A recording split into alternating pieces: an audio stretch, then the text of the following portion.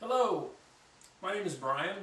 I'm a hobbyist woodworker in Edmonton, Alberta, Canada, and this is my first YouTube video.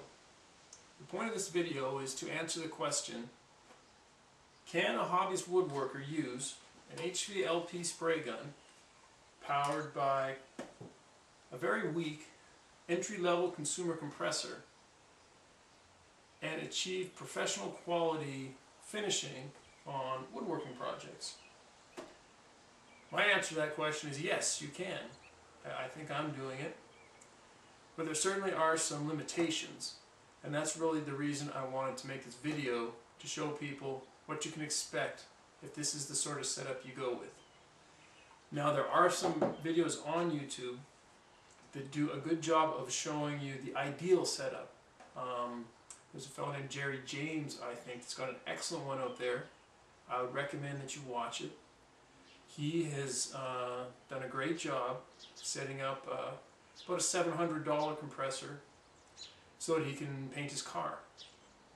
And if you are after painting a car, that's probably more the road that you want to go down. But I don't paint cars, I paint smaller projects, and I don't want to spend that much money on my setup. So I just wanted to see what would happen if I cheaped out, and this video is intended to share my experience with you. First, I thought I'd show you a bit of my shop here so you know where I'm coming from. I do my work in a double attached garage, obviously attached to my house. So I don't have a whole lot of space, and I don't like to spend a whole lot of money on the tools that I use either. I find that if you pick up some used tools and you know how to set them up, you can get pretty good results. One thing I have done to help with the spraying is built this little spray booth inside my garage. It's just 2x4 framing with some plastic vapor lock for the walls, but it's pretty airtight, and I have found this has helped greatly reduce on the dust that settles on stuff after you shoot it. If you're working in a garage, I think you really need something like this if you want good results, because you'd just be surprised how much crap there is floating around in the air. It doesn't have the greatest ventilation. That's an old bathroom fan that exhausts out a window. You know, got a little light. But once I seal that up, things seem to be drying pretty well. And the rest of the stuff we got here are just your basic woodworking tools. Nothing fancy. Trying to save money here. When I get to the spraying, I'm going to be using 2 compressors to give you a little bit of spectrum of what you can expect from smaller compressors. The first one I think is a good example because they really don't get much cheaper than this. This is a little Porter cable that I bought with a brad nailer a couple of years back. I think I paid $250 for the whole package. And I'm sure that you recognize these if you've been to Home Depot, Rona, or Lowe's. They've almost flooded the market with these little compressors in a bid to get their air tools out there. That compressor is definitely limited, and to try to improve my setup a little bit, I bought this at a garage sale. This is an older 12-gallon belt-driven compressor, and I'll also use this to show you what you can expect from a compressor like this. And I'll talk more about those compressors later. I don't know if I mentioned this yet, but if you're not interested in watching me stain these woods, you just want to see the spraying results with our compressors, skip forward to part 2. But I wanted to go through the whole process here, so that if people are unsure of how to finish their wood and they want professional results, I can show you what I've done here.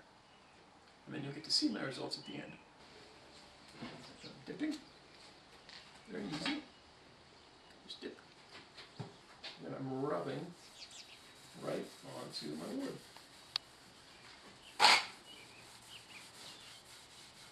And our goal is just to use the stain that we've got on there and spread it out evenly. We don't want excess. I've got quite a bit. I did pretty liberally. So I've got more stain on this bit than I want.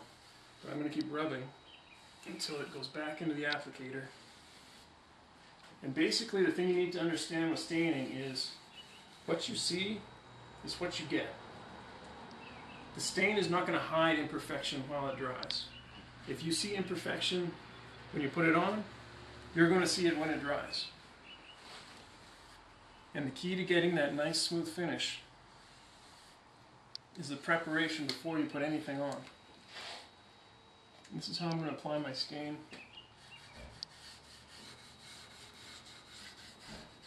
onto this whole piece. You can make circular motions, you don't need to go with the grain.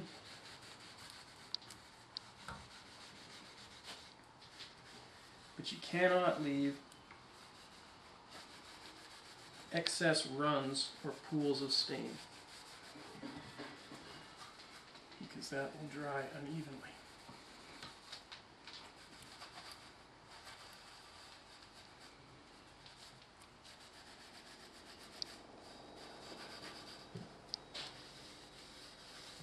I just want to show you this side here, because I got a bit more stain than I wanted on there. But I'm just going to keep rubbing it, you know, with the side of the applicator that doesn't have stain on it. Just rubbing it in until I see a nice, smooth finish, like I want in my finished piece. Okay, it's the next day now. That first layer of stain I've put on this little bit of my project has dried, and it's time for coat 2, but I've got a problem, and I want to show you, because this is about learning how to get good results in staining, and I don't want to add to the misinformation by pretending this didn't happen. I have imperfections in this finish. I don't know if you can see them right here and right there, and I could see this after I'd done it yesterday. And like I said before, what you see is what you get. This is what it looked like after it had gone on. And I think the problem is with this applicator I was using. I got a bit more stain in this than I wanted. This thing is a little bit too bulky to get into these corners very well. Must have put uneven pressure on it and just gotten more than would come out, than would rub out easily. Bottom shelf here, you know, no problem. Went on well. I've got professional results there. I haven't ruined this. This isn't a deal breaker on this, because all the flat edges turned out very well. You know, in general, this is still going to turn out to be a beautiful piece of wood. And these shelves will have books along them almost all the time, so that bit there can be covered up. But I'm not happy with it. That's not what we're after. And I'm thinking my problem is just the difficult edges, difficult nature of getting the stain into that corner. You know, you're contacting both surfaces at the same time. So what I'm going to try to do on this next piece, and for the second coat of that one, is spraying the stain on. I've never actually sprayed stain on before. I thought that was mostly just to save time on larger projects. But I can see now how it could help you reach into difficult areas too and still get even coverage, so we don't end up with this kind of stuff. So we're gonna start some spraying, and I'm going to put the second coat of stain on this piece with my spray gun.